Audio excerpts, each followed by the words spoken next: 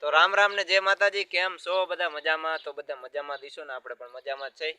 તો અત્યારે નવા બ્લોગમાં બધાનું સ્વાગત છે, અભિનંદન અને જય માતાજી. તો આજે તો આપણે ધ્રુવીબેનના ગામ, આપણે એના આશુબેનના ઘરે વિડીયો બનાવવાનું ચાલુ કરી દીધું, વ્લોગ બનાવવાનું. કેમ કે વેલારા ગામ ડ્રો હતો અને જેપર ગામ ઇનામમાં વસ્તુ લાગી હતી લેવા આવ્યા હતા. અને અમારા જાલી ગામમાં એવું સોનાની વીટી જેવું ગામ છે, અહીંયા પણ આપણે જાલી ગામમાં ડ્રો છે. તો જાલી ગામનું જો પોસ્ટ પણ આપણે રાજુભાઈ સાકરિયા આવવાના છે. અને રામાપીર મંદિરના નિર્માણમાં આપણે લકી ડ્રો કરવાનો છે તારીખ 1 અને 2025 તારીખ. અને પહેલું ઇનામ છે 7,50,000 રૂપિયા. બીજું છે મિની ટ્રેક્ટર, એની બદલીમાં 2 લાખ રૂપિયા રોકડા.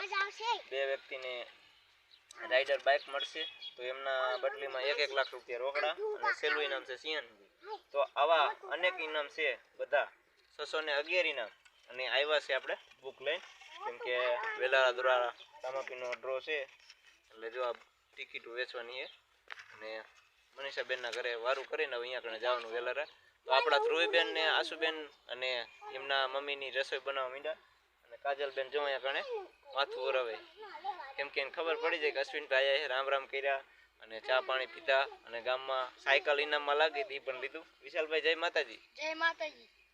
મામાની ટિકિટ લાગી એટલે કેટલો બધો ભાગ લાયા હતા.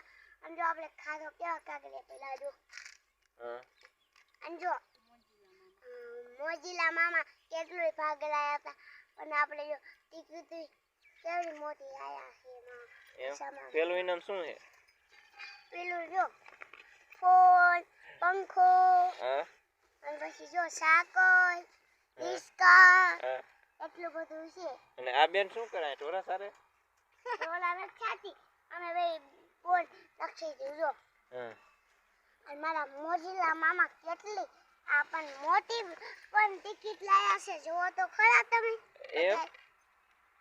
આ જો પંખો, ટેબલ પંખો, રિસ્કા. ટેબલ પંખો ક્યાં છે? આ રહ્યો.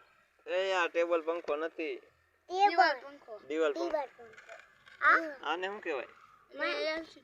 એલસીડી. આ કુટી, મોખેસ, ટેકલ, ઓલું શું કહેવાય? સાયકલ ને આ મોબાઈલ. આ જો કુટી, આ મોકલ, આ ટેકર ઓલું કુટી. અને અહીંયા શું રમો તો? કપા હું તમે વીણી લીધો? આ કુટી કપા કેમ વીણતા હતા? અને જો મોજીલા મામા. રામજીભાઈ જય માતાજી. એક રિસ્કા જીંદગી ફોન 1 2 3 કેટલામાં ગણવા દે તો. અહીંયા જો મનીષાબેને મેં દીધી ખીચડી ને ડુંગળી પણ લઈ આવ્યા છે. આમાં હું બટેકા. રામ રામ ને જય માતાજી. રામ રામ ને જય માતાજી.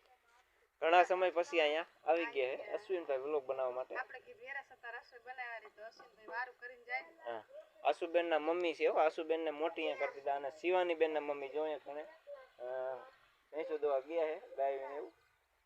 અને આમાં જો ખીચડી મેકી મનીષાબેન. પછી ડુંગળીનું ટમેટાનું શાક બનાવવાની. હા હા, આશુબેનનું એનું ઘર છે. જો રોટલા બનાવવાની.